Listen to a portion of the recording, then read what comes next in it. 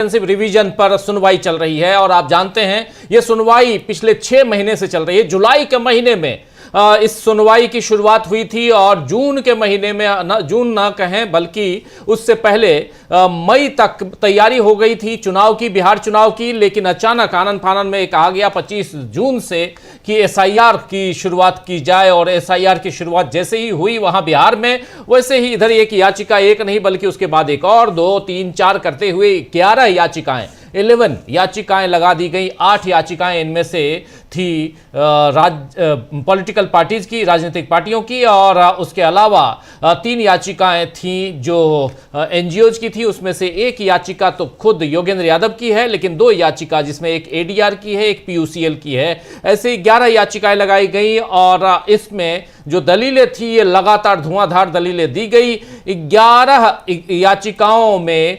और सबसे बड़ी चीज कि एसआईआर में 11 दस्तावेज मांगे गए थे, 11 में से कोई भी एक दस्तावेज मांगा गया था, लेकिन वहां आधार कार्ड नहीं था। पहले तो आधार कार्ड जुड़वाने में 4 अलग अलग ढंग से आदेश देने की नौबत आ गई सुप्रीम कोर्ट में, और चीफ जस्टिस ऑफ इंडिया इस सुनवाई को देख रहे थे और सुन रहे थे, और इसके बाद कंडक्ट कर रहे थे, कह सकते हैं। चीफ जस्टिस ऑफ इंडिया भी बदल गए, दूसरे नए चीफ जस्टिस ऑफ इंडिया आ गए, सूर्यकांत, और अब सूर्यकांत इसको, जस्टिस सूर्यकांत इसको आगे बढ़ा रहे हैं। अभी जब हम आपके सामने मौजूद हैं तो एक फिर से इसी पर सुनवाई चल रही है। हालांकि अब सुनवाई के दौरान ढेरों याचिकाएं आ चुकी हैं। एक याचिका पश्चिम बंगाल की आई है, एक याचिका तमिलनाडु की आई है, एक याचिका केरल की आई है, अलग अलग राज्यों की याचिकाएं भी आई हुई हैं। और इन सब में जो मुख्य याचिका है उसमें जो मुख्य सवाल है वो ये है कि क्या संवैधानिक तौर पर ये एसआईआर यहां टिकता है, यानी सही है या गलत है, इसकी संवैधानिकता की जांच हो रही है। और इसमें आज फिर से चुनाव आयोग की तरफ से राकेश द्विवेदी मौजूद हैं और जो अपनी बात रख रहे हैं, और इस चर्चा में हमारा साथ दे रहे हैं इधर स्टूडियो में हमारे साथी अमलेंदु उपाध्याय जी। अमलेंदु जी, आपका स्वागत है। राकेश द्विवेदी अपनी बात रख रहे हैं और कह रहे हैं कि 1951 का अधिनियम, जो 1951 का अधिनियम है वो चुनावों के संचालन से संबंधित है, जबकि 1950 का अधिनियम चुनावों की तैयारी से संबंधित है। ये कहना क्या चाहते हैं यहाँ पे अमलेंदु जी, राकेश द्विवेदी? राजीव जी, मुझे लगता है कि वो कहना ये चाहते हैं कि जो लाल बाबू हुसैन मामले का जिक्र चूंकि जस्टिस जयमाल्या बागची ने पिछली तारीख पे किया था कि इसमें 3 जजों की खंडपीठ है और उसका आदेश है कि चुनाव आयोग किसी का नाम नहीं काट सकता। एक बार अगर किसी का मतदाता सूची में नाम आ गया तो ये माना जाएगा कि वो वैध मतदाता है और आप उसका नाम नहीं काट सकते। तो इसका जवाब देने के लिए बताना चाहते हैं कि जो लाल बाबू हुसैन मामला है वो 1951 के अधिनियम के तहत है और हम जो काम कर रहे हैं वो 1950 के अधिनियम के तहत कर रहे हैं। यानी ये बताना चाहते हैं कि लाल बाबू हुसैन मामला जो है इस पर लागू नहीं होता। अरे भाई, आप किसी अधिनियम के तहत काम कर रहे हो, मामला मतदाता के मताधिकार का है और उस मताधिकार पर सुप्रीम कोर्ट के 3 जजों की खंडपीठ का स्पष्ट आदेश है कि चुनाव आयोग किसी का भी नाम नहीं काट सकता। ये साबित करना कि मतदाता भारत का नागरिक है कि नहीं है, ये काम आपत्ति करने वाले का है, चाहे वो राज्य सरकार हो, चाहे वो चुनाव आयोग हो, या कोई और व्यक्ति आपत्ति कर रहा हो। ये उसका काम है कि वो साबित करेगी ये मतदाता जो है ये इसमें नागरिक नहीं है। लेकिन यहाँ उल्टी गंगा बहाने की कोशिश जो है वो चुनाव आयोग की तरफ से राजीव जी की जा रही है, ऐसा प्रतीत होता है। बिल्कुल आप सही कह रहे हैं। अब 1900 यहाँ पर रिप्रेजेंटेटिव ऑफ पीपुल एक्ट 1951, उससे पहले 1950 आता है। 1950 के एक्ट को संशोधित कर 1951 बनाया गया। लेकिन अब कहा यह जा रहा है इलेक्शन कमीशन के वकील के जरिए कि लाल बाबू हुसैन का जो मामला 90 के दशक में सामने आया था, जिसमें 3 जजों की बेंच ने फैसला सुनाया था, उस फैसले में था कि आप किसी का भी नाम काटने से पहले प्रॉपर तहकीकात करेंगे और तहकीकात से सबसे पहले जिसका नाम काटने जा रहे हैं उस पर कोई दावा या आपत्ति आई है तो उसको पहले नोटिस भेजेंगे। नोटिस भेजने के बाद उससे आप पूरी जानकारी लेंगे, उसके बाद पूरी तहकीकात करेंगे, तब होगा। यानी पूरी तहकीकात के बाद आप किसी का नाम काट सकते हैं। लेकिन यहां आपने बिना तहकीकात के सबके नाम काट दिया और फिर कहे कि आप अब जुड़वा लो। यानी पहले एसआईआर की घोषणा होते ही आपका जो कार्ड है वो 0 हो जाता है, उसकी वैल्यू 0 हो जाती है। अब नई लिस्ट जो आएगी उस लिस्ट में आपका नाम अगर है तो फिर ठीक है, नहीं है तो फिर गए आप काम से। तो ये जो परिस्थितियां यहां पर हैं वो बहुत खतरनाक हैं, और इसी बारे में जो लाल बाबू हुसैन का मामला है उसमें 3 जजों की बेंच ने फैसला सुनाया था। अब यहां राकेश द्विवेदी जो इलेक्शन कमीशन के वकील हैं, उनका कहना है कि हम जो एसआईआर करवा रहे हैं ये 1950 के अधिनियम के आधार पर करा रहे हैं, एक्ट 1950, जबकि लाल बाबू हुसैन का जो फैसला आया था वो 1951 का आया था। अब ये उल्टी, जो अमलेंदु जी कह रहे हैं कि उल्टी गंगा बहाने की कोशिश हो रही है, यानी साफ साफ 1951 जो है वो 50, यानी 1951 में नियम और संशोधित किए गए और 1951 के नियम के आधार पर लाल बाबू हुसैन को यहां फैसला सुनाया गया। 3 जजों की बेंच ने फैसला सुनाया, लेकिन यहां 2 जजों की बेंच में और वहां उनके सामने यहां बताने की कोशिश कर रहे हैं राकेश द्विवेदी कि ये जो फैसला है वो 51 का है, लेकिन हम जो काम कर रहे हैं वो 50 के अधिनियम के आधार पर कर रहे हैं, इसलिए यहां पर लाल बाबू हुसैन का मामला, उनका फैसला यहां फिट नहीं बैठता है, ये कहा जा रहा है। अमलेंदु जी, यही बात है ना? हाँ, बिल्कुल यही कहा जा रहा है द्विवेदी जी की तरफ से। और द्विवेदी जी ने इससे पहले भी अपनी जो बात राजीव जी रखी, तो उन्होंने लाल बाबू हुसैन मामले का भी जिक्र जो किया था। फिर उन्होंने बताया कि अनुच्छेद 324 और 326 को धारा 19 के साथ पढ़ने पर यह संवैधानिक कर्तव्य बनता है कि केवल उन्हीं लोगों को नामांकित किया जाए जो नागरिक हैं, और संविधान बनाने वाले भी यही चाहते थे। तो भाई गैर नागरिक कैसे बन जाएगा? सवाल तो ये है कि जो एक बार नागरिक जिसके साबित हो चुका, जो मतदाता सूची में आ चुका, आप उसका नाम काट रहे हैं। बहस इस पर है, बहस तो इस पर है ना कि जिनके नाम सूची में आ गए हैं उनके नाम आप काट रहे हैं, जो आपको अधिकार नहीं है। और आप यहाँ बता रहे हैं कि साहब नागरिक जो है उसी को बनाया जा सकता है। ये किसने कहा? किसी याचिकाकर्ता ने नहीं कहा कि साहब जो नागरिक नहीं है, भारत का नागरिक नहीं है, उसको आप मतदाता बना लीजिए। ये तो याचिका कहीं नहीं है। याचिका तो ये गई है कि जो मतदाता है आप उसका नाम काट रहे हैं, जो आपको अधिकार नहीं है। आप अपनी तरफ से नियम बना रहे हैं, फॉर्म 6 आप बना रहे हैं अपनी तरफ से, आपने इम्यूनेशन फॉर्म अपनी तरफ से बना लिया, जो कि बनाने का आपको अधिकार नहीं है। तो सवाल तो इस पर है कि जो आपका अधिकार नहीं है, आप उसके तहत काम कर रहे हैं और आप संविधान के दायरे से बाहर जाकर काम कर रहे हैं। जो आपका अधिकार क्षेत्र नहीं है उसके बाहर जाकर काम कर रहे हैं, और आप यहाँ पट्टी पढ़ाने की कोशिश कर रहे हैं कि साहब सब कुछ ठीक ठाक है, हम तो इसी के तहत काम कर रहे हैं। तो ये एक तरीके से सुप्रीम कोर्ट की आंखों में धूल झोंकने जैसी बात भी हो सकती है कि आप ये बताएं कि किसी भी नागरिक को मतलब जो है वही शामिल किया जाना चाहिए, या बताने की कोशिश कर रहे हैं। लेकिन सवाल यहाँ पर यह आता है कि जो ऑलरेडी नागरिक है उसका नाम आप क्यों काट रहे हैं और कैसे काट रहे हैं? आपके साथ अधिकार क्षेत्र पर सवाल है। बिल्कुल बिल्कुल। यहाँ राकेश द्विवेदी ने 1951 के 1951 का जो एक्ट है उसकी धारा 62 का उल्लेख किया, और वो शर्तें जिनके तहत आप पंजीकृत होने के पात्र होते हैं उसको यहां पर बताया है। राकेश द्विवेदी ने इसके बाद फिर लाल बाबू हुसैन के मामले में दिए गए निर्णय का उल्लेख किया है, और फिर साफ साफ ये कहा है कि अनुच्छेद 324 से और 326 को धारा 19 के साथ पढ़ने पर यह संवैधानिक कर्तव्य बनता है कि केवल नागरिकों का ही पंजीकरण कराया जाए। संविधान निर्माताओं की भी यही इच्छा थी।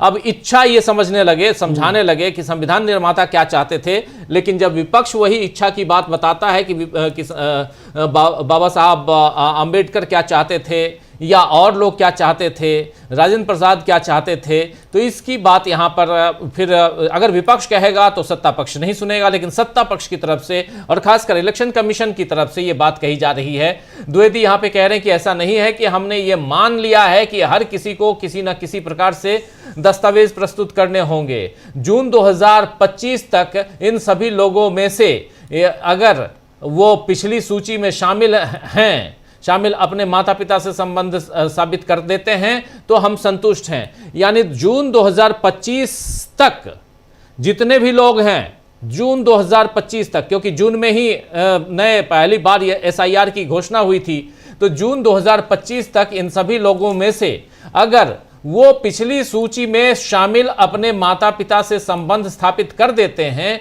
बता देते हैं कि ये मेरे माता पिता हैं और उनका भी नाम उस लिस्ट में है। अभी तक 2003 की बात हो रही थी, अब 2025 की बात होने लगी। अमलेंदु जी केयर कीजिए, अभी तक 2003 की बात होती थी कि 2003 की लिस्ट में अगर आपका नाम है, आपके माता पिता का नाम है, तो आपका नाम हम यहां देंगे। अब आज पहली बार यह आ रहा है कि जून 2025 का जिक्र हो रहा है। पहली बार चुनाव आयोग कह रहा है कि जून 2025 तक अगर आपके माता पिता का नाम भी उस सूची में है, यानी जो यहां पर मतदाता सूची जो है, वोटर लिस्ट में अगर नाम है, तो आपका नाम हम यहां शामिल कर लेंगे। केवल वो लोग जो संबंध साबित नहीं कर सकते हैं, उन्हें आधार कार्ड सहित वे 11 दस्तावेज प्रस्तुत करने के लिए कहा गया है। मेरा निवेदन है कि एसआईआर जांच का स्वरूप बहुत अलग है। ये कह रहे हैं कि मिलॉर्ड, एसआईआर जांच का स्वरूप बिल्कुल अलग है, यहां जो बताया गया है वो बिल्कुल गलत है।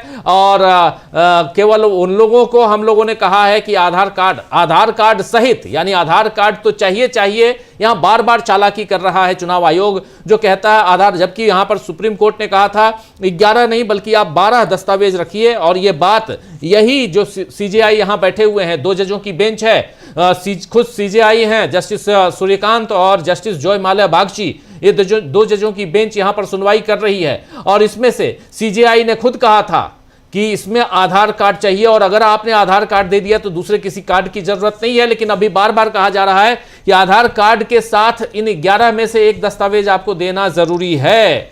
और यही यहां पर कहा जा रहा है कि ये दे दें, और नहीं तो जून 2025 तक अगर आपके पास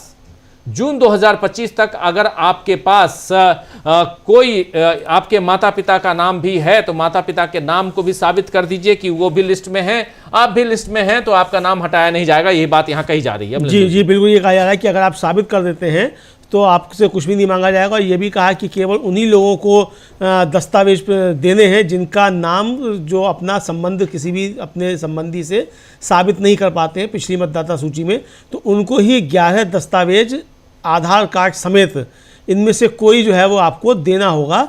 और ये जो है एसआई इंक्वायरी जो है वो बड़ी दूसरी तरीके से डिफरेंट है। ये भी बता रहे हैं कि जो और इंक्वायरी हैं उनसे थोड़ा अलग है ये एसआईआर जो है, ये बताने की कोशिश जो है वो द्विवेदी जी की तरफ से की जा रही है, यानी चुनाव आयोग की तरफ से की जा रही है। जी बिल्कुल, ये एसआईआर दूसरों से डिफरेंट है, ये बताने की कोशिश। और यहां पर लेकिन जो दस्तावेज मांगे जा रहे हैं उसमें आधार कार्ड भी अब मांगा जा रहा है, यानी कंपलसरी तौर पर आधार कार्ड दीजिए। और इसके साथ साथ पहले ऑप्शनल था, अब जब से सुप्रीम कोर्ट ने यह कहा कि या तो आधार कार्ड या इन 11 दस्तावेजों में से एक, आइदर और की बात थी, या ये या वो, लेकिन यहां आइदर और नहीं बल्कि यहां पर कंपलसरी, नेसेसिटी ये बताया जा रहा है। और सबसे बड़ी बात कि यहां पर कहा जा रहा है कि आपको आधार कार्ड भी देना है और इन 11 में से कोई एक दस्तावेज देना है ये। लेकिन एक बहुत ही यहां पर शानदार बात सामने आई है, जिस पर हंसे या रोएं या तालियां बजाएं, क्या कहा जाए,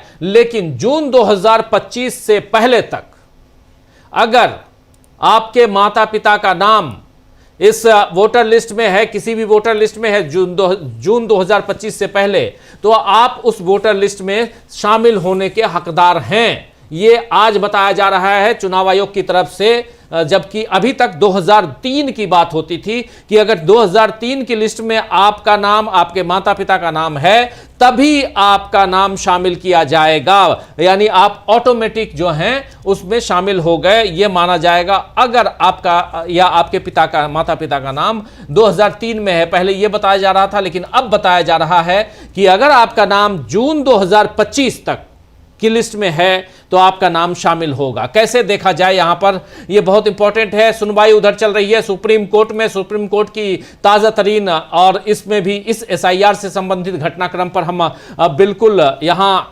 पैनी निगाह रखे हुए हैं और उसी हिसाब से आप तक पहुंचा रहे हैं।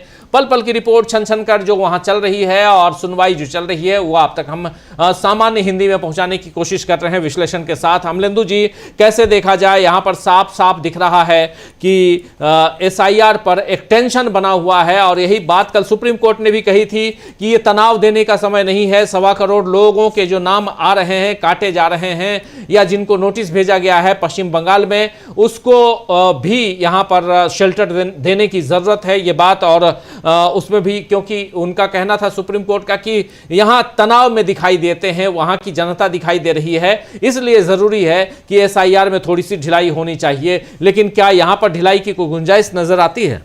राजीव जी, लगता तो नहीं है कि चुनाव आयोग जिस तरीके की दलीलें पेश कर रहा है उससे कि कहीं वो ढिलाई देने को तैयार है या मतदाताओं के मताधिकार की रक्षा करने के लिए तैयार है।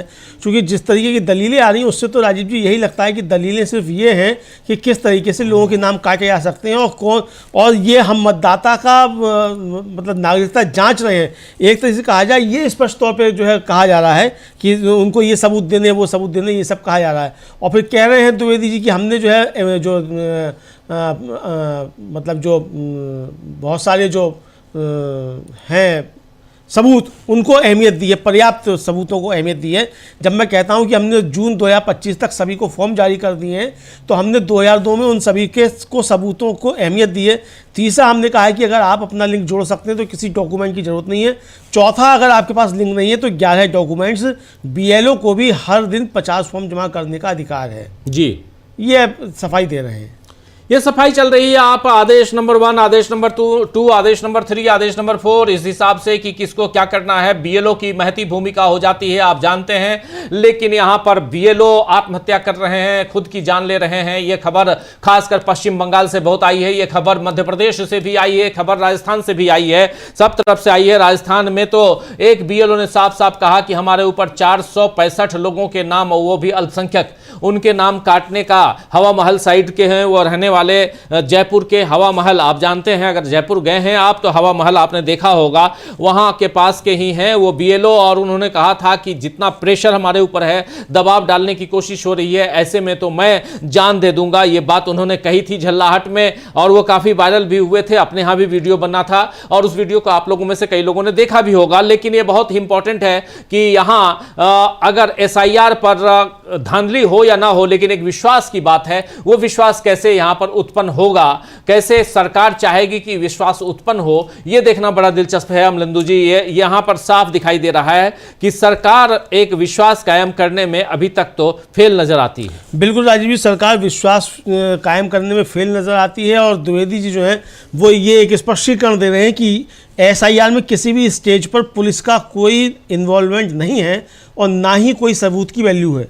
हमें देखना होगा कि सबूत की वैल्यू किस हद तक जा सकती है। जब हम कहते हैं कि सभी को दिए गए इम्यूनरेशन फॉर्म, जिनमें जून 2025 की लिस्ट वाले भी शामिल हैं, यह दिखाता है कि हमने 2002 की लिस्ट को भी सबूत की वैल्यू दी है।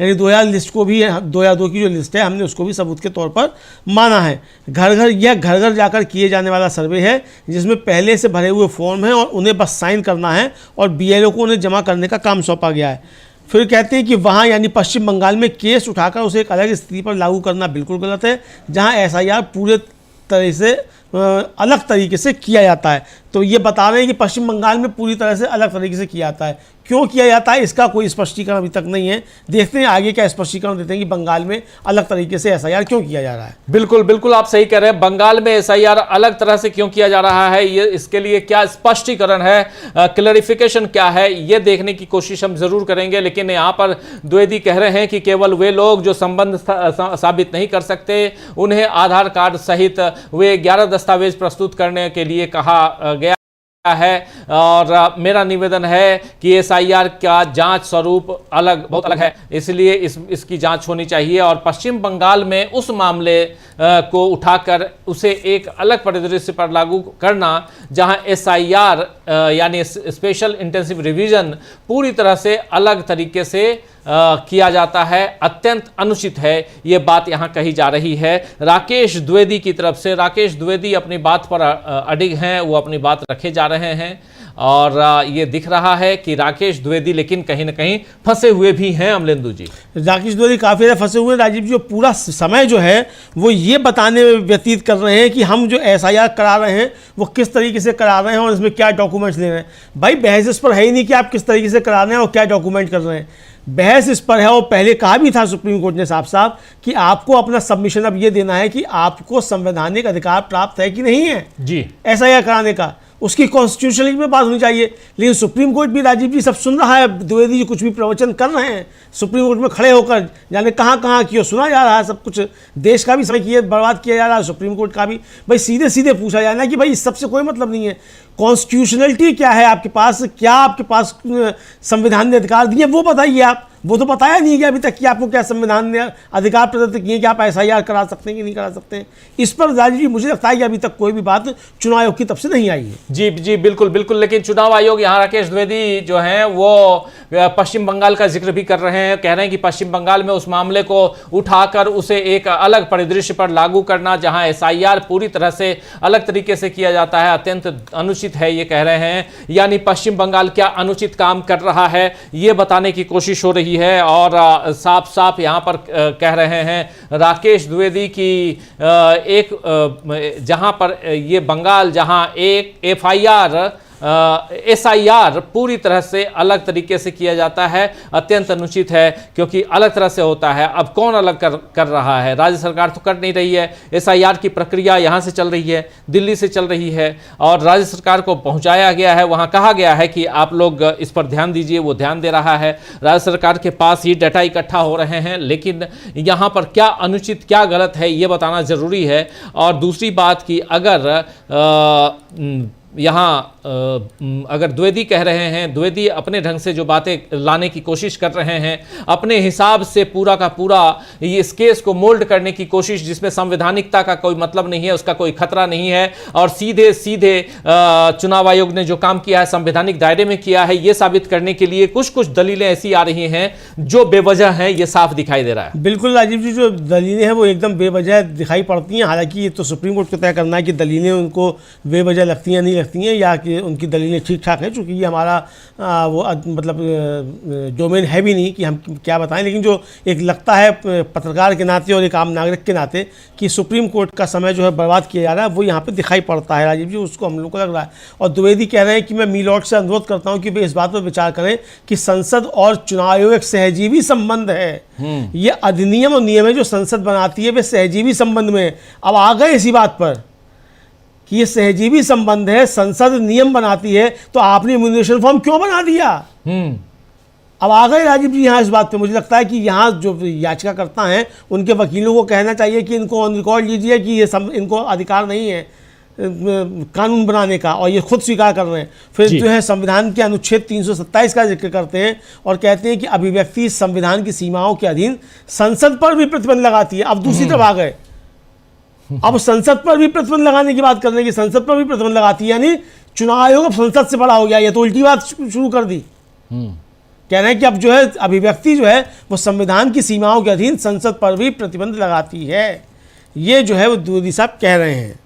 जी बिल्कुल बिल्कुल बिल्कुल, आप सही कह रहे हैं कि द्विवेदी साहब यहाँ पर जो बातें कह रहे हैं बहुत इंपॉर्टेंट, लेकिन संसद की दुहाई दे रहे हैं, और संसद और चुनाव आयोग एक ही ऑलमोस्ट है, ये भी बताने की कोशिश हो रही है। लेकिन यहाँ महत्वपूर्ण है कि चुनाव आयोग की दलीलें यहाँ पर कितनी चुनाव आयोग की दलीलें यहाँ पर कितना ज़्यादा फिट बैठती हैं, ये देखना बड़ा दिलचस्प होगा और बहुत इंपॉर्टेंट है यहाँ पर समझना। लेकिन अमलेंदु जी, SIR पर बड़ी सुनवाई हो रही है सुप्रीम कोर्ट में, 2 जजों की बेंच, और ये SIR पिछले 6 महीने से ज़्यादा का वक्त गुजर गया। ये SIR पे अब फरवरी आने को है, जुलाई में पहली 10 जुलाई को पहली सुनवाई हुई थी, और सोच लीजिए 6 महीना बीत चुका है 10 जनवरी को, और 10 जुलाई से 10 जनवरी 6 महीना, और अगला महीना शुरुआत हो चुकी है उसकी। अब यहाँ पर बहुत अलग अलग ढंग से हम SIR पे कई अलग अलग वकीलों को देख भी रहे हैं आते हुए, इसमें दलीलें पेश करते हुए।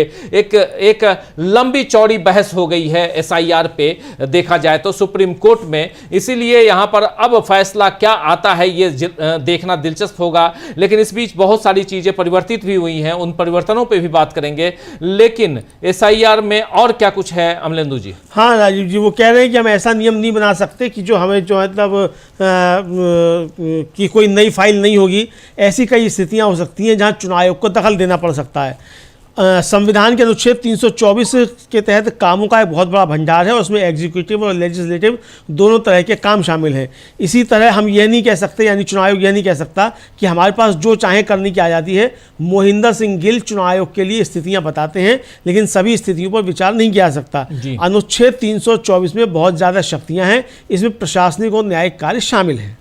ये उनका कहना है। बिल्कुल बिल्कुल आप सही कह रहे हैं। 326 327 का जिक्र बार बार आ रहा है, लाल बाबू हुसैन का जिक्र भी आ रहा है, 324 का जिक्र भी आ रहा है। ये सारी बातें आएंगी और बहुत महत्वपूर्ण है, ये सारी बातें आना भी चाहिए। लेकिन ये सबसे बड़ी चीज है कि क्या SIR को गैर संवैधानिक सुप्रीम कोर्ट घोषित करेगा?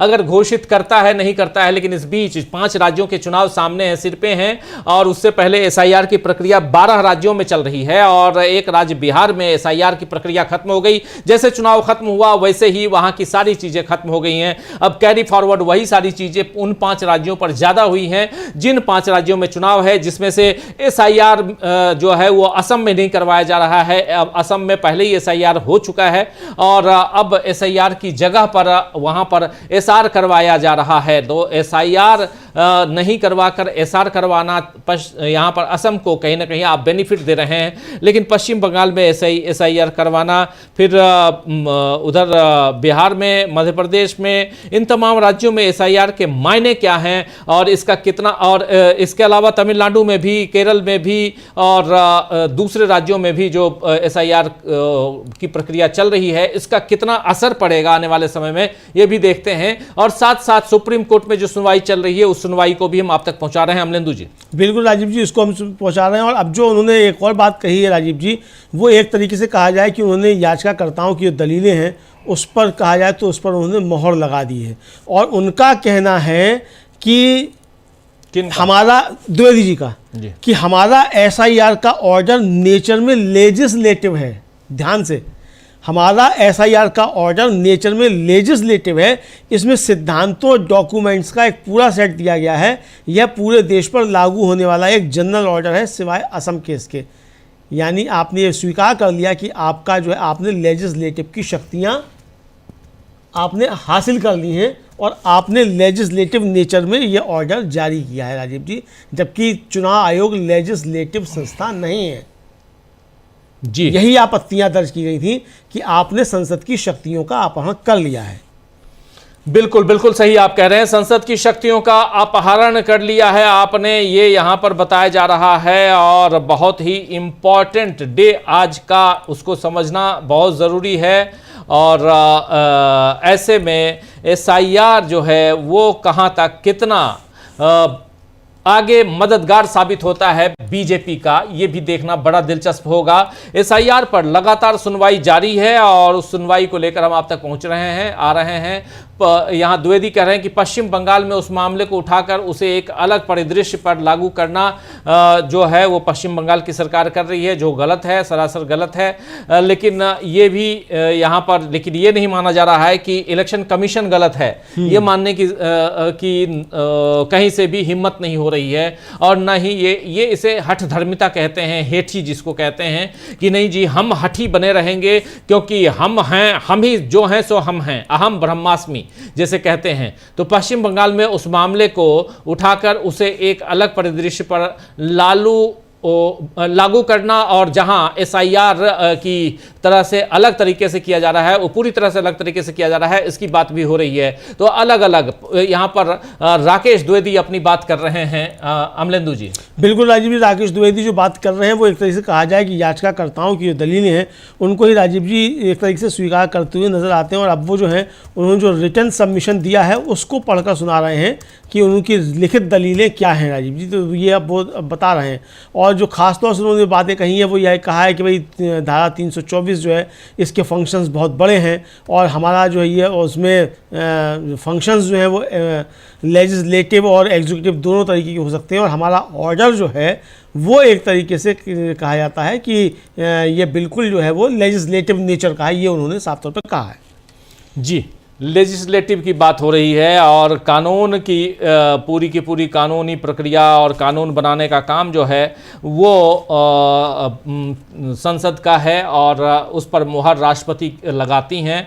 फाइनल मुहर वो एक्ट बन जाता है, कानून बन जाता है और उस कानून को बाकी लोग जो हैं वो कार्यपालिका और विधायिका, खासकर कार्यपालिका जो है वो उसको आगे बढ़ाने का काम करती है। लेकिन अब यहाँ पर रेफर कर रहे हैं, एक रिटर्न सबमिशन यहाँ पर दिया जा रहा है राकेश द्विवेदी की तरफ से। अमलेंदु जी, रिटर्न सबमिशन है राकेश द्विवेदी की तरफ से और उस सबमिशन में क्या क्या है वो अभी तत्काल तो पता नहीं चलेगा, लेकिन बहुत महत्वपूर्ण है कि यहाँ पर राकेश द्विवेदी अपनी बात यहाँ रख रहे हैं और द्विवेदी कह रहे हैं कि हम ECI यानी इलेक्शन कमीशन ऑफ इंडिया भी ये नहीं चाहते हैं कि हमें जो चाहे करने का अधिकार है। मोहिंदर सिंह गिल इसी ECI के लिए परिस्थितियां बताते हैं, लेकिन सभी परिस्थितियों पर विचार नहीं किया जा सकता, ये कह रहे हैं राकेश द्विवेदी। और इसके बाद राकेश द्विवेदी 324 में कहते हैं कि अनुच्छेद आर्टिकल 324 में बहुत व्यापक शक्तियां हैं, इसमें प्रशासनिक और न्यायिक कार्य शामिल है। और इसके बाद कहते हैं कि हमारा SIR आदेश विधायी प्रकृति का है, यानी कानूनी प्रकृति का है ये, और इसमें सिद्धांतों और निर्धारित दस्तावेजों का एक पूरा सेट दिया गया है। ये एक सामान्य आदेश है जो असम मामले को छोड़कर पूरे देश में लागू होता है, ये बात कही जा रही है राकेश द्विवेदी की तरफ से। जी, चुनाव आयोग की तरफ से, यानी ये कहा जा रहा है कि असम को छोड़कर बाकी पूरे देश में लागू होता है। तो असम में लागू क्यों नहीं होता है, तो उसका भी बता दिया था कि वहाँ चूँकि NRC हो चुकी है इसलिए वहाँ नहीं करा रहे हैं। तो यानी राजीव जी, असम में आप नहीं करा रहे हैं SIR चूँकि वहाँ NRC हो चुकी है, तो इसका मतलब NRC का काम आप पूरे देश में कर रहे हैं एक तरीके से। और ये सवाल पूछा भी गया था सुप्रीम कोर्ट की तरफ से कि क्या आप नागरिकता जाँच रहे हैं। नागरिकता जाँचना गृह मंत्रालय का काम है, आपका काम नहीं है, आपको ये काम नहीं करना है। तो ये, लेकिन यहाँ दलील दी जा रही है, चूँकि हम अगर एयरपोर्ट पर जाते हैं, तो पिछली तारीख पर यही दलील दी गई थी राजीव जी कि अगर हम एयरपोर्ट पर जाते हैं तो वहाँ भी हमको कागज़ दिखाना पड़ता है, हम किसी मॉल में जाते हैं तो वहाँ भी हमको कागज़ दिखाना पड़ता है, हम रेल में यात्रा करते हैं तो वहाँ भी हमें कागज़ दिखाना पड़ता है। तो ऐसे ही यहाँ भी कागज़ दिखाना है। ये दलील एक तरीके से दी गई है। बिल्कुल, दलीलें दी जा रही हैं, दलीलें अपनी जगह पे दी जा रही हैं, लेकिन इन दलीलों पर कितना अमल करेंगे जब फैसला सुनाएंगे यहाँ पर दोनों जजों की जो बेंच है वो फैसला जब सुनाएगी तो बहुत इंपॉर्टेंट होगा। और इस फैसले में क्या कुछ निकल के आता है ये भी देखना दिलचस्प है। इंतजार तो मुझे फैसले का है अमलेंदु जी कि यहाँ पर फैसला क्या आता है, क्योंकि 6 महीने से ज्यादा का वक्त और सिर्फ सुनवाई में चला गया है। एक रहता कि चलो जी आज तारीख दे दी गई और सुनवाई नहीं हुई, फिर 4 महीने बाद सुनवाई हो रही है, ये भी होता है। लेकिन यहाँ पर परिस्थितियां दूसरे ढंग से बदली हुई नजर आती हैं और SIR को लेकर कहीं ना कहीं जो लोगों के मन में एक संदेह है, एक शंका है, उसको दूर करते हुए यहाँ चुनाव आयोग नजर नहीं आता और न ही दूर करने की कोशिश करते हुए सुप्रीम कोर्ट नजर आता है। एक लंबी बहस चल रही है और एक ही बात को कई बार रिपीट भी करते हुए हम लोगों ने सुना, देखा और वहाँ सुप्रीम कोर्ट में जो चल रहा है उस पे। तो इसीलिए SIR इंपॉर्टेंट है, बहुत इंपॉर्टेंट है, लेकिन इसको चुनौती दी गई है। मगर इसका ऑलरेडी कार्यान्वयन भी चल रहा है। कार्यान्वयन इसलिए चल रहा है क्योंकि यहाँ पर राज्यों के चुनाव हैं, 5 राज्यों के चुनाव हैं, तो बहुत कुछ एक दूसरे से लिंक्ड हैं। लेकिन सबसे बड़ी बात है कि SIR अगर गैर संवैधानिक घोषित हो जाता है, अगर SIR के बारे में कहेंगे कि ये जो पूरी की पूरी प्रोसेस, ये प्रक्रिया गैर संवैधानिक थी या गैर संवैधानिक है, तो क्या बिहार का चुनाव कैंसिल होगा? ये एक बड़ा सवाल है अमलेंदु जी। बिल्कुल राजीव जी, और ये सवाल है कि बिहार का चुनाव कैंसिल होगा। अगर सवाल तो ये भी है राजीव जी कि कैंसिल होने की तो बात है ही, अगर सुप्रीम कोर्ट ये आदेश दे देता है कि SIR कराना वैध नहीं है, तो इसके आधार पर जो बिहार में सरकार बन गई है, क्या वो सरकार बर्खास्त होगी? ये भी तो सवाल है फिर कि वो सरकार तो अवैध होगी और पुरानी लिस्ट पे होगी। और मज़े की बात ये राजीव जी कि बिहार में तो जनवरी 2025 में ही ये SR करा के चुके थे, स्पेशल मतदाता जो था सूची अद्यतन कर चुके थे, और अब जो है वो इसके बाद उन्होंने वहाँ SIR करा दिया। तो अभी SIR को लेकर जो है सवाल यहाँ काफ़ी ज़्यादा उठ रहे हैं और इस समय दोनों जज साहिबान जो है उनका रिटर्न सबमिशन जो है उसको पढ़ रहे हैं, राजीव जी देख रहे हैं बिल्कुल रिटर्न सबमिशन, ये दोनों उसका रिटर्न सबमिशन यहाँ पर देख रहे हैं और कि उन्होंने दिया क्या है। लेकिन बहुत मज़ेदार है यहाँ पर ये पूरा का पूरा मामला 1951 की बात की जगह पे कह रहे हैं कि नहीं, हमको यहाँ 1950 पे ही हम SIR करवा रहे हैं। मतलब ये एक अपने आप में हास्यास्पद है। आप देखिए अभी स्क्रीन पे आप देख रहे हैं वहीं पर जो चल रहा है रिटर्न सबमिशन जो दिया गया है जॉय माल्या बागची, उसको बहुत गौर से पलट रहे हैं और इधर जो आप स्क्रीन पे लाइव देख रहे हैं कि वहां पर चल क्या रहा है। सुप्रीम कोर्ट में 2 जजों की बेंच बैठी हुई है, चीफ जस्टिस ऑफ इंडिया और जॉय माल्या बागची, दोनों आपस में बात कर रहे हैं और कुछ इसमें दोनों के बीच कुछ बातचीत चल रही है। और इधर राकेश द्विवेदी अपनी तैयारी कर रहे हैं किए हुए और यहां पर खड़े होकर अपनी बात रखने की कोशिश करते हुए नजर आ रहे हैं। Rakesh Dwivedi election commission of India की तरफ से यहां अपनी दलील पेश कर रहे हैं, यानी इलेक्शन कमीशन ऑफ इंडिया के वकील के रूप में अपनी दलील दे रहे हैं यहाँ पे। और इन दलीलों में कितना अपने प्रभावित कर पाते हैं, कितना यहाँ पर अपना प्रभाव छोड़ पाते हैं, कितना तथ्यों के आधार पर अपनी बातें यहाँ पर पुष्ट रूप से रख सकते हैं, ये देखना दिलचस्प होगा आने वाले समय में जब फैसला आएगा तब। लेकिन एक बहुत ही गंभीर मसले पर सुप्रीम कोर्ट में चर्चा, और वो भी आज से नहीं बल्कि 7वां महीना चल रहा है। बिल्कुल 10 जुलाई को पहली जो थी राजीव जी याचिका पे सुनवाई हुई थी और उसमें इंटरिम ऑर्डर भी उस पर आया था। और अब जो है इस पर क्या आगे सुनवाई चल रही है। और आपको याद होगा कि जब इस पर सुनवाई शुरू हुई बीच में बाद में बिहार चुनाव के बाद, तब फिर ये एक दिन बताया गया था कि उनको काफ़ी ज़्यादा वहाँ चूँकि सफोकेशन हो रहा है और प्रदूषण बहुत है, तो इसलिए वो अपना सबमिशन नहीं दे पाए राकेश द्विवेदी जी, फिर वो बाद में करेंगे। तो अब समझ में आ रहा है कि वो बाद में उन्होंने क्यों सबमिशन दिया अपना, ये भी समझ में आ रहा है कि उस दिन तबीयत ख़राब थी, हो सकता है वास्तव में तबीयत ख़राब हो और सफोकेशन ज़्यादा हो। बहरहाल सुप्रीम कोर्ट में सुनवाई चल रही है और उस पर द्विवेदी जी जो है वो चुनाव आयोग की तरफ से अपना पक्ष रख रहे हैं। चुनाव आयोग क्या चाहता है और क्यों SIR करा रहा है और उसको क्या शक्तियां हासिल हैं, इसको लेकर द्विवेदी जी अपनी बात रख रहे हैं और प्रवचन भी अच्छे ढंग से दे रहे हैं। जी बिल्कुल बिल्कुल, राकेश द्विवेदी अपनी बात रख रहे हैं और इलेक्शन कमीशन ऑफ इंडिया की तरफ से, और यहाँ पर इलेक्शन कमीशन ऑफ इंडिया की तरफ से राकेश द्विवेदी अपनी बात रखते हुए, और राकेश द्विवेदी यहाँ पर आर्टिकल 324 का हवाला दे रहे हैं। आर्टिकल 324 का हवाला दे रहे हैं जिसमें चुनाव आयोग की शक्तियों का, चुनाव आयोग के गठन की बात कही गई है और शक्तियों की बात कही गई है, और उसी का जिक्र यहाँ पर, उसी का हवाला देते हुए यहाँ राकेश द्विवेदी नजर आते हैं। लेकिन इलेक्शन कमीशन ऑफ इंडिया आखिर क्यों यहाँ पर इतना जिद पर अड़ा हुआ है, ये एक बड़ा सवाल है। क्योंकि दस्तावेजों की बात आती है तो आप बहुत धीरे से आप बोलते हैं कि आधार कार्ड, लेकिन उसके अलावा इसमें से एक कोई और भी चाहिए होगा, और बहुत सारी बातें इनकी कोर्ट इग्नोर करता हुआ भी नजर आता है, जहां पर कोर्ट को मेंशन करना चाहिए कि नहीं ये ऐसा नहीं ऐसा। और चूंकि ये चीज ऑलरेडी चल रही है, ऑनगोइंग प्रोसेस है, तो इसमें जितनी हड़बड़ी दिखानी चाहिए थी उतनी हड़बड़ी दिख नहीं रही है। हाँ बिल्कुल दिख रही है। और कई बार तो ये कह दिया गया कि हम पहले जरूरी मामले सुनेंगे उसके बाद इसको सुनेंगे। 2-3 बार तो राजीव जी ऐसा हुआ कि पहले हम जरूरी मामले सुनेंगे, तो जरूरी मामला इसको नहीं समझ रहा है सुप्रीम कोर्ट। इसका मतलब यही समझा जाए जी कि भाई ये जरूरी मामला नहीं है, इस पर तो कभी भी बात हो सकती है। और आप देखिए कि बिहार चुनाव से राजीव जी काफ़ी पहले ये याचिका जा चुकी थी सुप्रीम कोर्ट में। 10 जुलाई को इस पर पहली सुनवाई हुई, 24 जून का चुनाव आयोग का ऑर्डर है और उसी समय इस पर रोक लगनी चाहिए थी, लेकिन उसमें ढील पे ढील समय पे समय उस चुनाव आयोग को मिलता रहा। और यहाँ अभी इसकी कॉन्स्टिट्यूशनलिटी पर बहस जारी है कि आपको संविधान में अधिकार प्राप्त है कि नहीं है, और उधर चुनाव आयोग ने SIR की प्रक्रिया पूरी कर, लेकिन एक लंबे वक्त से आप देखिए स्क्रीन पे, एक लंबे वक्त से दोनों जज आपस में बात कर रहे हैं। दोनों जज आपस में बात कर रहे हैं लंबे वक्त से। ये एक इम्पॉर्टेंट है। जरा मैं चाहूंगा कि अगर इसको फुल स्क्रीन एक बार दिखा दें कि चल क्या रहा है, थोड़ा सा फुल स्क्रीन दिखा सकते हैं तो कि वहां पर सुप्रीम कोर्ट में चल क्या रहा है। ये जो हम लोग देख रहे हैं उसको अगर दिखा सकते हैं, मैं अपनी टीम से कहूँगा Sorry, apologize. हम लोगों को हटा के दिखा सकते हैं। Act 1951 Act, same Act, and 64. 58 I placed, Capital Section A. 64, capital A. Destruction, loss, etc. of ballot papers at the time of counting. First one was polling station, this was counting.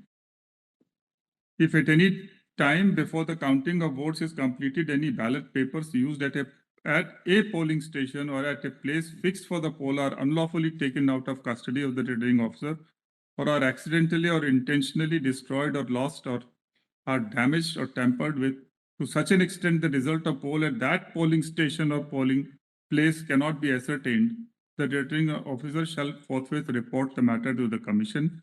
And then subsection 2 is just like 58 says that it can be cancelled. What is to be marked is that polling station, so the controversy raised in this case was that how could the election commission cancel the whole election? It's only at that polling station. Something similar argued regarding 21(3). It says constituency or part. How can it be all the constituencies of the state? So this court has in this case held that even if you construe this in a limited manner, then 324 is there available. For it doesn't stand to reason that if you can cancel it on this ground of one polling station, if the malady exists in more than one polling station, then you can't cancel the whole. His application of mine should be there that the same vitiating factor permeates all the polling stations or booths where the So cancellation if is the, made. depends on the purpose of the exercise is to revise it under an SIR scheme, then instead of issuing 254 separate orders, there has to be a common order. If you issue only for one SIR, then you will say that discrimination.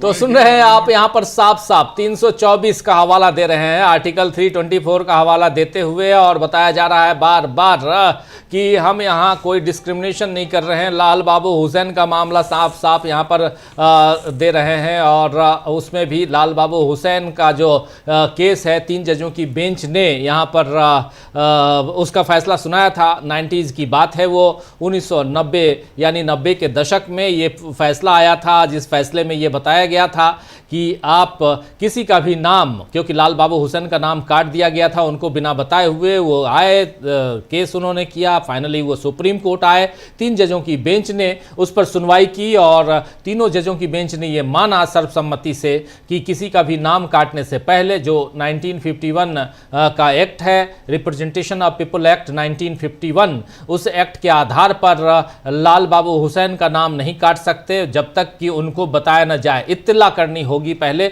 उसके बाद आप उसकी छानबीन होगी, उनसे पूछताछ करेंगे, उनको साबित करने की कोशिश करेंगे, वो अपनी नागरिकता साबित करें, और उसके बाद आप नाम काटेंगे। लेकिन जिसका नाम एक बार जुड़ गया है तो काटना उतना आसान नहीं है, और इस बारे में हम लोग भी कई बार इसी मंच से इस पर जब सुनवाई हुई है तो ये बात हम लोग कई बार कह चुके हैं। लेकिन होता यह है कि बार बार वही बात यहां पर दोहराई जाती है, और दोहराने की नौबत इसलिए आती है क्योंकि अब चुनाव आयोग अपनी बात रख रहा है, और चुनाव आयोग कहीं ना कहीं ये साफ दिखाई दे रहा है कि वो अपनी जिद पर अड़ा हुआ है, जो हठधर्मिता कहते हैं ना, कि हठीपन, जो बिल्कुल नहीं जी हम जो चाह रहे हैं वही करेंगे। इसलिए क्योंकि लाल बाबू हुसैन का, और सबसे शुरुआत में ही इन्होंने कहा कि 1951 के एक्ट के आधार पर लाल बाबू हुसैन का फैसला आया था, लेकिन हमने जो SIR करवाया है वो 1950 के आधार पर करवाया है।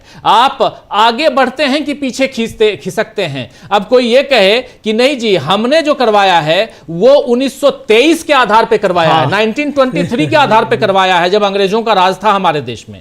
ये कोई बात होती है? अंग्रेजों के राज के समय भी ये रिप्रेजेंटेशन ऑफ पीपल एक्ट बनाया गया था, नाम भले दूसरा रहा होगा लेकिन वो था, और उस समय भी ये जो वोट देने का अधिकार, ये तमाम चीजें जिस भी ढंग से की गई। लेकिन 1923, 1950, 1951, 1960, 1970, 80 अलग अलग दशकों में 90, 91 इन सब में यहाँ चुनाव सुधार पे और इस रिप्रेजेंटेशन ऑफ पीपल एक्ट में सुधार किया गया। 1950 में सुधार किया गया है। जैसे जैसे वो सुधार हुआ है वैसे वैसे आप आखिरी जो नियम है उसमें पुराने को लेते हुए उसको जोड़ा गया है। अब आप कहेंगे कि नहीं जी 370 जो आर्टिकल 370 को वहां उसमें से कई प्रावधानों को निकाल दिया गया है और जिस पर यहां नरेंद्र मोदी की सरकार बल्ले बल्ले करती है कि हमने जम्मू कश्मीर से धारा 370 हटा दिया, और जिसको भी पूरी तरह से हटाया नहीं है।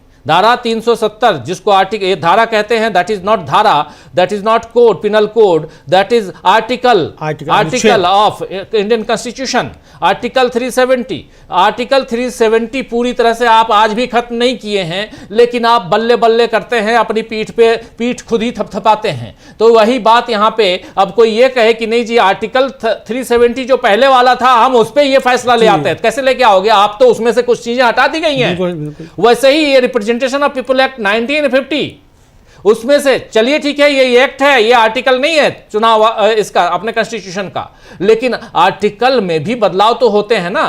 324, 325, 326 आर्टिकल 327 जिसका हवाला बार बार दिया जा रहा है यहाँ पे अमलेंदु जी। बिल्कुल बिल्कुल राजीव जी, इसका बार बार हवाला दिया जा रहा है और ये जो अभिषेक मनु सिंघवी ने इस पर दलील दी थी और उन्होंने यही कहा था कि जो संविधान का अनुच्छेद 327 है वो संसद को शक्तियाँ देता है कानून बनाने की शक्तियाँ 324 से 326 के बीच में चुनाव आयोग को नहीं है। चुनाव आयोग को चुनाव कराने की आज़ादी है, निष्पक्ष स्वतंत्र पारदर्शी चुनाव कराने का उसका दायित्व है, लेकिन कानून बनाने का अधिकार चुनाव आयोग को नहीं है। फॉर्म 6, 7 और 8 जो भी फॉर्म है वो संसद से कानून द्वारा पास किए गए हैं।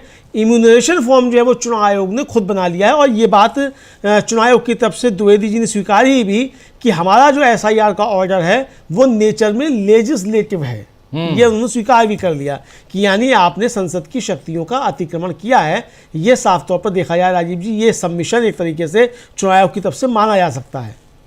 बिल्कुल बिल्कुल, यहाँ पर न्यायमूर्ति जस्टिस जोय माल्या बागची कह रहे हैं कि जब आप इंटरनेशनल लेवल पर लोकतंत्र के इतिहास को देखते हैं तो ये एक अभिजात वर्ग का लोकतंत्र था, संपत्ति वाले लोगों को ही वोट देने की अनुमति थी, इसीलिए हमारा संविधान वास्तव में उसकी नकल नहीं करता है बल्कि ये लोकतंत्र का विस्तार करता है और इसे सभी के लिए भाईचारे का दर्जा देता है। और जैसा कि मुख्य न्यायाधीश यहाँ पर जस्टिस सूर्यकांत कहते हैं, समानता और बंधुत्व हमारे संविधान में अंतर्निहित है। यानी साफ साफ यहां कहा जा रहा है कि अगर आप इंटरनेशनल लेवल पे लोकतंत्र यानी डेमोक्रेसी की बात करते हैं, पुराने जमाने के लोकतंत्र की बात करते हैं, इतिहास के लोकतंत्र की बात को देखते हैं इतिहास में, तो वो एक हाई प्रोफाइल लोगों का एक लोकतंत्र होता था। उसमें वही लोग वोट देते थे, उसमें गरीब, दलित, वंचित, दमित, अल्पसंख्यक ये नहीं देता था वोट, इनको वोट देने का अधिकार नहीं था।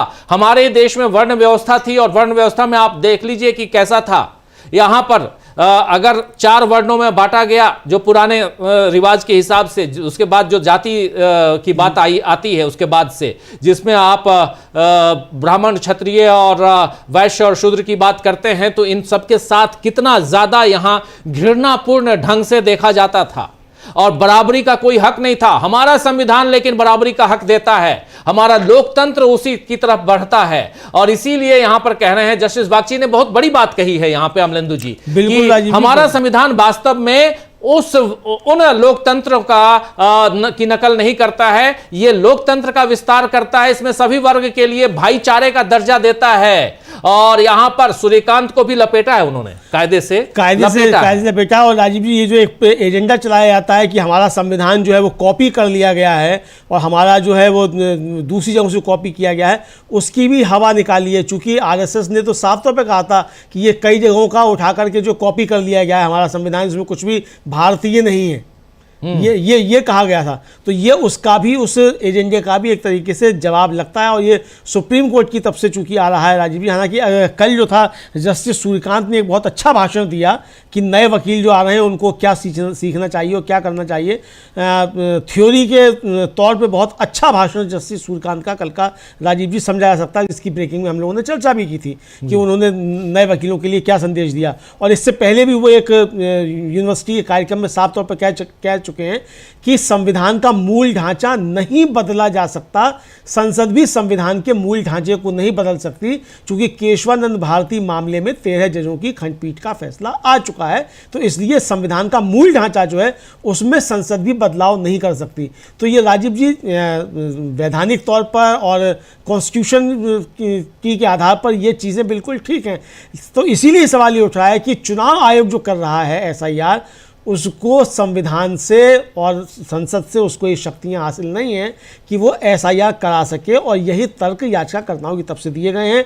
इसकी काट चुनाव आयोग को करनी है और ये बताना है कि संविधान ने उसको जो शक्तियां दी हैं, क्या उन शक्तियों के तहत वो एसआईआर करा सकता है, जिसका जवाब अभी तक नहीं आया है। और ये नहीं बताया गया है कि संविधान के किस अनुच्छेद के तहत या किस अधिनियम के तहत आपको एसआईआर कराने का अधिकार हासिल है, और आप इम्यूनेशन फॉर्म या अपने नियम कानून खुद बना सकते हैं। इसका कोई जवाब चुनाव आयोग की तरफ से अभी तक राजीव जी नहीं आया है, हमको ऐसा लगता है। जी जी जी, बिल्कुल बिल्कुल बिल्कुल आप सही कह रहे हैं। सब कुछ बहुत इंपॉर्टेंट यहाँ पे बातें हो रही हैं, और सबसे बड़ी बात ये कि यहाँ जब संविधान के मूल ढांचे को बदला नहीं जा सकता, ये बात कह रहे हैं जस्टिस। और केशवानंद भारती केस में ये तो ऑलरेडी फैसला है, एक नहीं बल्कि 13 जजों का फैसला है, और इससे बड़ा वो बड़ी बेंच नहीं है अपने उसमें कॉन्स्टिट्यूशन सुप्रीम कोर्ट में।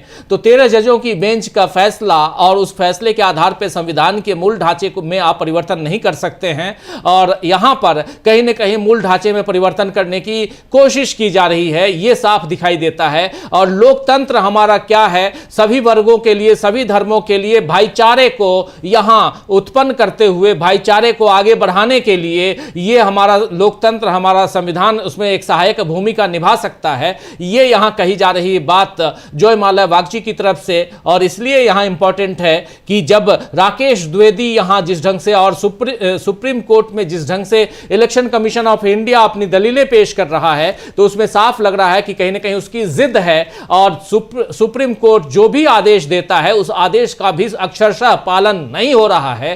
उसमें सबसे बड़ा उदाहरण आधार कार्ड का है। आधार कार्ड को 12वें दस्तावेज के रूप में रखा गया है, न कि आधार कार्ड को 11 दस्तावेजों के साथ जोड़ा गया है। आप दो बातें अलग अलग समझिए।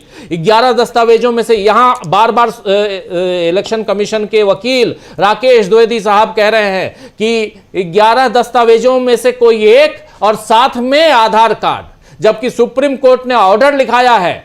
और आपसे अगर कोई मांगे तो आप सुप्रीम कोर्ट के, और ऐसे भी ऑर्डर आप नहीं हो तो हमसे ले लीजिए, और या कोई भी वकील आपको दे देगा। आपसे अगर कल को कोई मांगे, अगर आप उस एरिया से बिलोंग करते हैं जहां एसआईआर की प्रक्रिया नहीं चल रही है और आने वाले समय में होगी, और आपसे बीएलओ कहता है कि आधार कार्ड के साथ साथ कोई और डॉक्यूमेंट दो, तो आप उनके मुंह पे फेंकना कि यह सुप्रीम कोर्ट का आदेश है, जिसमें कहा गया है कि 11 नहीं बल्कि 12 दस्तावेज होंगे। 12 में से कोई एक दस्तावेज, जिसमें से एक आधार कार्ड भी होगा।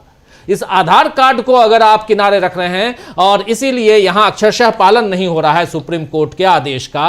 और सुप्रीम कोर्ट में ही बार बार राकेश द्विवेदी इस बात को कह रहे हैं, और सुप्रीम कोर्ट के दोनों जजों की बेंच है वो इस पर चुप रहती है। यह भी समझ से परे है। बिल्कुल बिल्कुल राजीव जी, ये काफ़ी समझ से परे है। बहरहाल सुप्रीम कोर्ट का अपना अधिकार क्षेत्र है कि वो किस पे चुप रहे और किस पे जवाब लें और जवाब दें। हालांकि कल जो आया सुप्रीम कोर्ट का फैसला बंगाल के एसआईआर के संबंध में, वो एक तीखा तमाचा चुनाव आयोग के मुंह पर समझा जा सकता है कि उनको वो जो लॉजिकल डिस्क्रिपेंसी वाली जो लिस्ट है वो सार्वजनिक करनी पड़ेगी और सब जगह लगानी पड़ेगी लिस्ट की किसके आपने शामिल किए। लेकिन सवाल ये है कि क्या चुनाव आयोग लगाएगा, उसको आदेश को मानेगा? चूँकि आधार कार्ड को लेकर जब 4 बार आदेश दिया सुप्रीम कोर्ट ने, तब भी उसने नहीं माना, और फिर आखिर में बहुत सख्त लहजे में जब आदेश देना पड़ा चुनाव आयोग को, तब जाकर उसको माना गया। उसके बाद भी अभी तक ये स्पष्ट नहीं है कि चुनाव की आधार कार्ड के नाम पर कोई नाम जो है लिस्ट में शामिल किया भी गया है कि नहीं किया गया है। ये भी है राजीव जी। और जब सख्त लहजे में चुनाव आयोग ने आदेश दिया था, उसके बाद ज्ञानेश कुमार जब प्रेस कॉन्फ्रेंस करते हैं तो उसमें बताने लगे कि आधार कार्ड जो है वो नागरिकता का प्रमाण पत्र नहीं है, पते का पहचान पत्र नहीं है, ये आधार का अधिनियम कहता है। सुप्रीम कोर्ट के आदेश को किनारे रखकर आधार का अधिनियम क्या कहता है, ये जो थे वो ज्ञानेश कुमार अपनी प्रेस कॉन्फ्रेंस में बता रहे थे, यानी सुप्रीम कोर्ट के आदेश की अवमानना कर रहे थे। और कपिल सिब्बल ने, राजीव जी आपको याद होगा कि कहा भी था कि इन पर अवमानना का होना चाहिए, चूंकि ये लगातार सुप्रीम कोर्ट के आदेशों की अवमानना कर रहे हैं। जी जी बिल्कुल, सुप्रीम कोर्ट और कपिल सिब्बल, अभिषेक मनु सिंघवी और ऐसे तमाम वकील, प्रशांत भूषण, इन सब ने कई बार अलग अलग ढंग से ये बताने की कोशिश की है कि इलेक्शन कमीशन कैसे सुप्रीम कोर्ट के आदेशों की अवमानना कर रहा, अवहेलना कर रहा है। लेकिन यहाँ अब ये सुप्रीम कोर्ट के विवेक पे है कि किस पर वो सख्त हो, किस पर न हो। लेकिन पिछले दिनों पूर्व सीजेआई DY चंद्रचूड़ का जो बयान आया है वो भी बहुत ही शानदार बयान है और उस पर भी अमल होना चाहिए, जिसमें उनसे पूछा गया कि उमर खालिद को जमानत अभी तक नहीं दी गई है और इस बार फैसले में 7 में से 5 को जमानत दी जाती है, 2 को जमानत नहीं दी गई है। और इतना ही नहीं, कहा गया है कि 1 साल तक ये जमानत की याचिका भी दाखिल नहीं कर सकते हैं। इस पर क्या कहना आपका?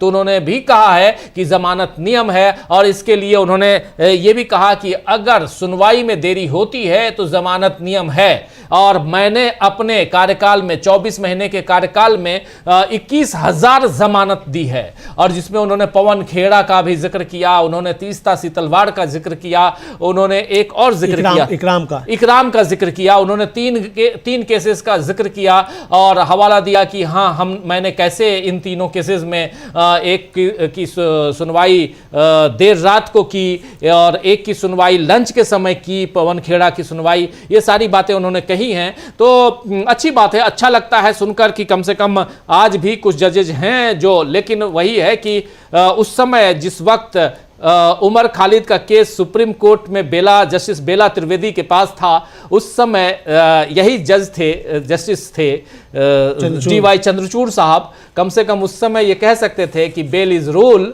और जेल इज एक्सेप्शन।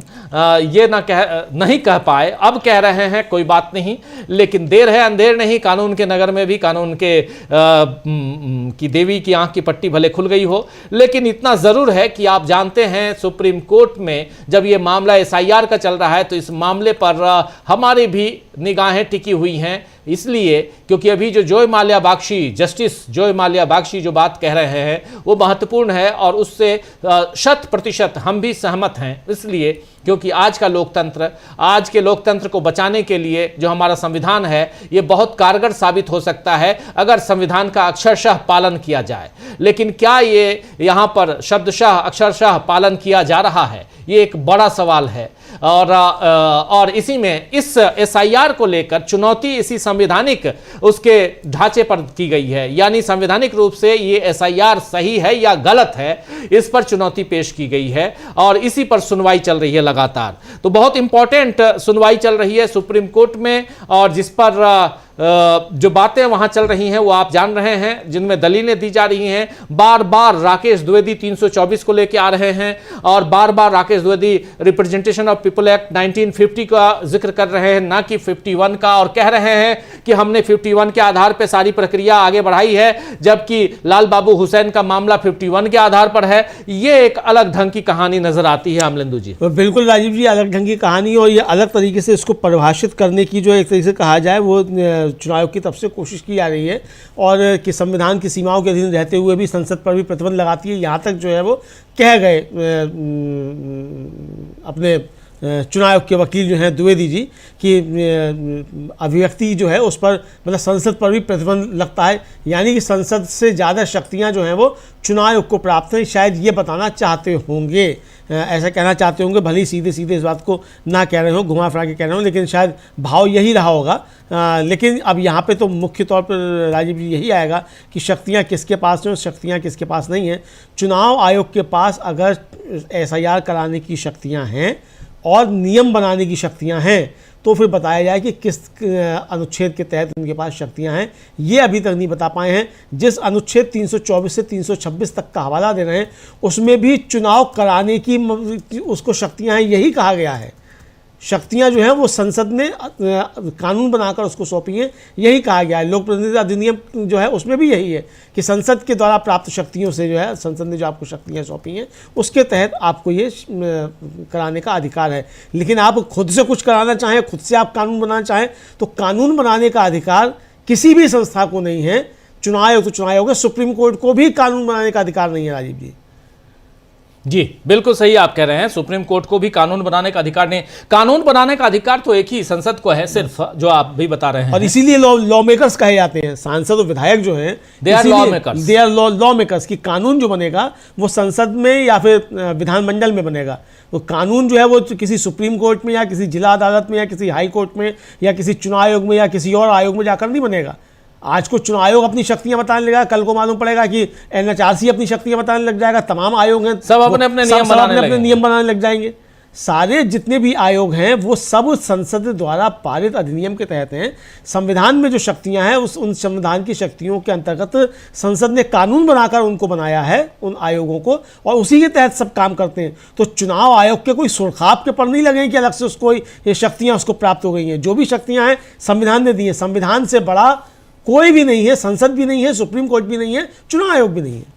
बिल्कुल आप सही कह रहे हैं, संसद से बड़ा कोई नहीं है। कोई शक्तियों की बात जब हो रही है तो वो तो संसद ही सबसे बड़ी शक्ति है। संसद ही सबसे बड़ा यहाँ पर कहें तो कानून बनाने का एकमात्र जरिया है, जिसके जरिए आप कानून बनाते हैं। और उधर विधानसभा है, विधानमंडल है, ये सब यानी जनप्रतिनिधि जो जनता के द्वारा चुन के आए हुए वही कानून बनाते हैं। और कानून के रखवाले चाहे सुप्रीम कोर्ट हो या दूसरे यहाँ विधायिका, कार्यपालिका, न्यायपालिका, ये सब है, खासकर कार्यपालिका, न्यायपालिका, ये दोनों। इसलिए यहाँ महत्वपूर्ण हो जाता है कि जब, और इलेक्शन कमीशन भी उसी में आता है।